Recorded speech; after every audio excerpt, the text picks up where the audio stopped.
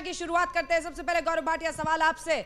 राहुल गांधी तो कह रहे हैं कि उत्तर भारत और दक्षिण भारत को प्रतिनिधित्व देना चाहते थे, लेकिन योगी जी और आपकी पार्टी ने इसको भी हिंदू मुसलमान बना दिया। जवाब दीजिए। देखिए अंजना जी, मैं कहूंगा खानदानी किला हो रहा है ध्वस्त, राहुल गांधी हो गए हैं पस्त और स्मृति ईरानी जी जीत के लिए हैं आश्वस्त। और इसीलिए अब इनको दक्षिण भारत की याद आ रही है। लेकिन 15 साल से ये सांसद थे। जो हाल इन्होंने अमेठी का कर दिया, वहां की जनता कह रही थी हमारा सांसद कहां है, वांटेड के बोर्ड लग रहे थे। और यह भी बात सत्य है कि अपनी हार की आहट को सुन के जो घबराहट हुई, उसकी वजह से इन्होंने ऐसी कॉन्स्टिट्यूएंसी चुनी है जिसमें एक धर्म विशेष के लोग ज्यादा हैं, और अगर आप देख लें तो जो बहुसंख्यक होते हैं वो वहां अल्पसंख्यक हैं। और इसीलिए जब आप बातें करेंगे कि हिंदू आतंकवाद, हिंदू पाकिस्तान, हिंदू तालिबान, तो इस बार देश का नागरिक केवल हिंदू ही नहीं खड़ा हुआ है कि इनको सांप्रदायिक राजनीति करने के लिए मजा चखाएगा। और आप देखिएगा कि दोनों सीटें राहुल गांधी हारने वाले हैं, चाहे वो उत्तर भारत में हो और चाहे वो दक्षिण भारत में हो। मिस्टर भाटिया, वायनाड हिंदुस्तान का हिस्सा है या नहीं है, पहले ये बताइए। ये तो राहुल गांधी से पूछिए ना। 15 साल तक तो दक्षिण भारत की याद उन्हें आई नहीं। नहीं, आपको पता है कि नहीं? अरे महोदय, आपकी पार्टी की सरकार इस देश में चल रही है, आपकी हुकूमत है। वायनाड इस देश का हिस्सा है या नहीं है, मुझे इतना बता दीजिए। नहीं, मैं ऐसे प्रश्न का उत्तर देना ही उचित नहीं समझता हूं कि जब आप ऐसा प्रश्न पूछेंगी तो मैं इसका उत्तर नहीं दूंगा। राहुल गांधी से ये जरूर पूछिएगा 15 साल तक वो दक्षिण भारत की याद क्यों नहीं कर पाए, ये बात जरूर पूछिएगा उनसे। और अमेठी का जो उन्होंने बुरा हाल किया, जब योगी जी आए, जब नरेंद्र मोदी जी आए, तब वहां पे अब विकास की लहर आई है। इस देश का संविधान कहता है कोई कहीं से भी लड़ सकता है, और आप मुझे बताएंगे नहीं कि वायनाड इंडिया के मैप में हिंदुस्तान का हिस्सा है या नहीं है। चलिए मैं लौटूंगी आपके पास। राजीव त्यागी जी, इस बात में दम है, इस बात में दम है, याद रखिए कि वायनाड सीट को एक खास वजह से राहुल गांधी ने चुना है। अगर मैं गलत हूं तो मुझे समझाइएगा। क्या पूरे, क्योंकि इससे पहले सोनिया गांधी भी दक्षिण की कई सीटों से लड़ चुकी हैं, लेकिन वायनाड को अगर राहुल गांधी ने चुना है खास तौर पर, तो इसकी क्या वजह है? बीजेपी का कहना है कि हिंदू वहां अल्पसंख्यक हैं और जो बाकी समुदाय हैं वो मिलाकर उनसे ज्यादा हैं, इसीलिए इंडियन यूनियन मुस्लिम लीग के जरिए मुस्लिम वोटों को बटोरने के लिए राहुल गांधी ने वायनाड चुना है।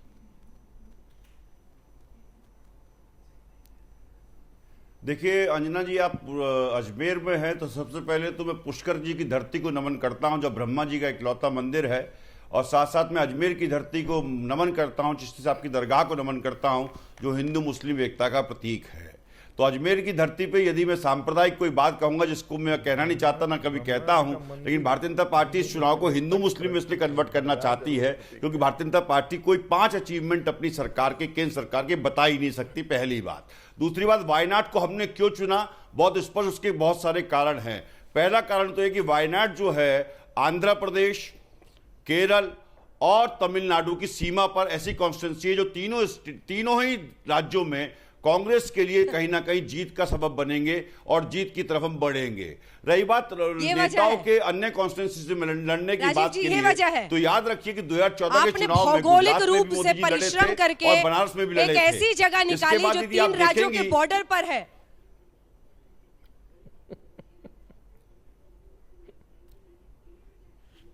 मतलब भौगोलिक रूप से आप लोगों ने पूरा हिंदुस्तान का नक्शा बिछाया और फिर खोजा कि कौन सी ऐसी जगह है जो 3 राज्यों के बॉर्डर पर है, वहीं वायनाड से हम लड़ेंगे। मतलब कुछ तो ऐसा तर्क दीजिए सर कि हमें भी यकीन हो। हमें यह समझाइए ना कि इंडियन यूनियन मुस्लिम लीग के हरे झंडे से क्या आपकी पार्टी को जानबूझकर परहेज करना पड़ा? आपको डर और खौफ बैठ गया कि देश में राष्ट्रवाद की हवा चली है और पाकिस्तान से उस झंडे को मिलाया जा रहा है? सीधा जवाब। देखिए, कुल मिलाकर के कांग्रेस पार्टी ना तो अंग्रेजों से डरी, ना भारतीय जनता पार्टी से डरती, ना आरएसएस से डरती। दूसरा रीजन जो है वायनाड सीट को और ये दक्षिण को चुनने का ये था कि non implementation of Andhra Pradesh reorganisation act जो इन्होंने नहीं किया है। दूसरी बात, केरल का याद करिए, जिस टाइम बाढ़ आई थी तो प्रधानमंत्री महोदय ने कोई पैकेज देने का काम नहीं किया था केरल को। तीसरी बात, आंध्र प्रदेश को स्पेशल स्टेटस देने का काम नहीं किया। और याद रखिए, तमिलनाडु वो स्टेट है जिसमें से 150 किसान आकर के जंतर मंतर पे 6 महीने बैठे रहे और उनको अपना मूत्र तक पीना पड़ा। उसके बाद भी प्रधानमंत्री नहीं जागे और उद्योगपतियों के साथ खड़े रहे। आज वही सारे किसान जो है 111 किसान जाकर के काशी में, बनारस में लड़ने की बात कर रहे हैं तमिलनाडु के। क्या किसान की बेहतरी की? क्या नौजवान की बेहतरी की? क्या देश की बेहतरी राजनीतिक रूप से हुई? क्या देश की बेहतरी आर्थिक रूप से हुई? क्या देश की बेहतरी? चलिए, आपकी दलील मान लेते हैं। आप लोग कांग्रेस पार्टी एक बड़ा सा मैप लेके बैठी, लेकिन देश की जनता ठीक है समझदार है। मिस्टर त्यागी, आप एक बड़ा सा मैप लेके बैठे और आपको लगा यही वो जगह है जो 3 राज्यों को जोड़ता है, तो यहीं से हमें खड़े होना। चलिए, अब मान लेते हैं एक पल को कि यही आपकी दलील है।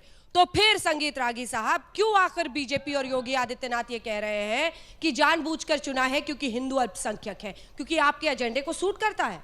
रागी साहब, देखिए दक्षिण में मुस्लिम लीग जैसे विभाजनकारी ताकतें और नॉर्थ में टुकड़े टुकड़े गैंग करने वाले सेपरेटिस्ट लोगों के साथ ये कैसा संजोग है।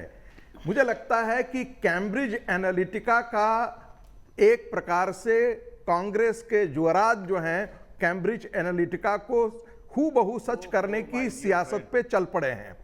देखिए, दो ही कारणों से 2 सीटों पर लोग लड़ता है।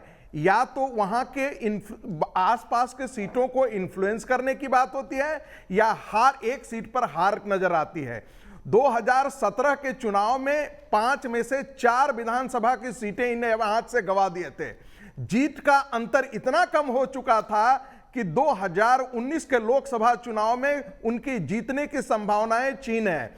इसीलिए उन्होंने, कांग्रेस पार्टी ने और कांग्रेस पार्टी के युवराज ने जो गुजरात से यात्रा की थी, इस देश के समाज को तोड़ने की, जातिवादी आंदोलनों को हवा दिया और उन सारे तत्वों को, उन सारे विघटनकारी तत्वों को अपनी पार्टी में समेटा। वही बात जो है वो जाकर के उत्तर प्रदेश में उन्होंने उसी प्रकार की राजनीति की, लिंगायत नॉन लिंगायत की राजनीति वो है वहां किया। और सबसे घिनौनी बात है कि आज जिस बात पर जो हमारे पूरे विचार प्रतिष्ठान का एक अद्भुत हिस्सा रहा है कि भारत एक संस्कृति है, वो दक्षिण और उत्तर जो है, उत्तर और दक्षिण की संस्कृति में एक प्रकार के टकराव की ये बात कर रहे हैं, ये बहुत ही नाजायज है। राजनीति के लिए इतने घिनौने स्तर पर नहीं उतरना चाहिए।